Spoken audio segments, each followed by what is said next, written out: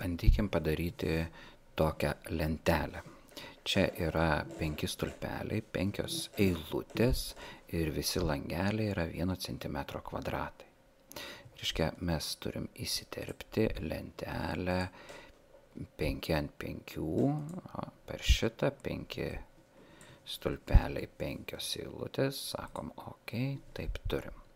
Dabar norėtųsi, kad visi langeliai būtų 1 cm kvadratai, tai žymimės visą lentelę ir einam į layout ir galime va šičia nustatyti, galiu pavyzdžiui šičia nustatyti, kad tai bus 1 cm 1 ir čia bus 1. Taip, baksteliu kitur ir turiu tokią. Šiaip tokią pat galima padaryti ir per, reiškia, šičia, tai yra per table properties, yra va šičia, ir rows būtų 1 ir columns būtų 1. Dar galima pasakyti, kad yra 1 cm eilutės aukštis gali būti nemažesnis arba tiksliai. Jeigu tiksliai ir mes norim, kad būtų didesnis, tai yra daugiau teksto yra toje eilutėje, tai tas tekstas nesimato, o jeigu bus tik tai, kaip sakykime, nemažiau atleast, tai lentelės eilutė padidės ir bus viskas, reiškia, kaip ir privalo, bus daugiau kaip už centimetrą. Na, va, turim šitaip, dabar pabandykim parašyti raides. Didžiosiom A čia bus B, čia bus C, čia bus vienetas, dvejetas, trejetas. Ir vėl čia turėtų būti A, čia turėtų būti B, čia turėtų būti C. Ir va šičia vėl 1, 2 ir 3. 1, 2 ir 3. Dabar visi šitie A, B, C turėtų stovėti langelio centre, visi užrašai. Kadangi daugiau užrašų nėra, tai žymiuosi visą lentelę ir sakau, kad jie stovi būtent va šitoj vietoj.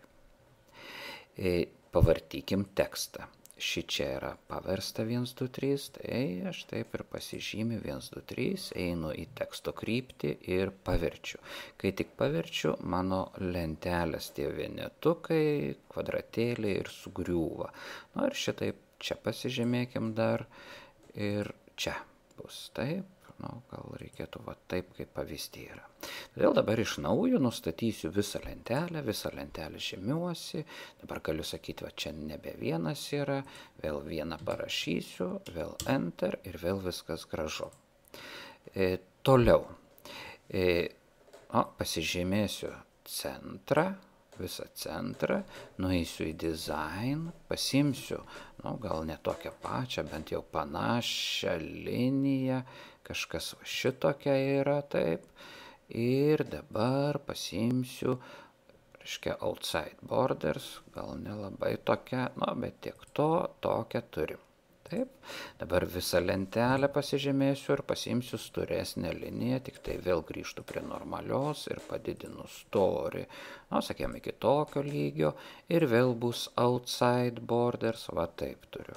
Va turim jau beveik visą lentelę. Dabar mums reikia išnaikinti va šitas linijas, tai pasiemam, pasižymim ir jeigu mes padarysim, kad tai bus sulieta, tai bus mums negerai.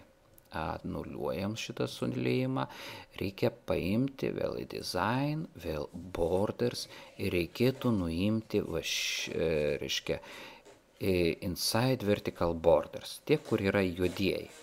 Reiškia, vieną kartą dabar paspausiu, jie pasidarė juodi ir antrą kartą tą patį paspausiu, jie išnyksta ir lieka tik tinklelis, kad įsitikintumėt, aš galiu tą tinklelį nuimti, lieka taip. Dabar analogiškai šitą padarom, vėl į design, vėl uždedam tokius galbūt, nuimam taip ir darom šitą. Dabar tik tai yra ne vertical, o bus horizontal, uždedam ir vėl nuimam. Ir šitaip. Čia pasižymim, uždedam, nuimam. Ir liko ne viską nuėmėm, ne viską nuėmėm, tai dabar, reiškia, reikėtų nuimti kokį čia dabar stovim.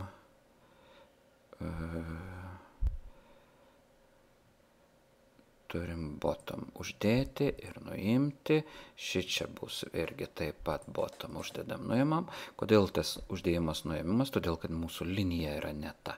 Jeigu mes liniją pasirinktumėm kokią standartinę yra, tai čia atsistoja, čia stovėdami, tai mes iškart nuimtumėm viršutinį border, nuimu ir nebereikia dėti nuimti, jeigu mes atitinkamą liniją turim. Va, turim tokią lentelę.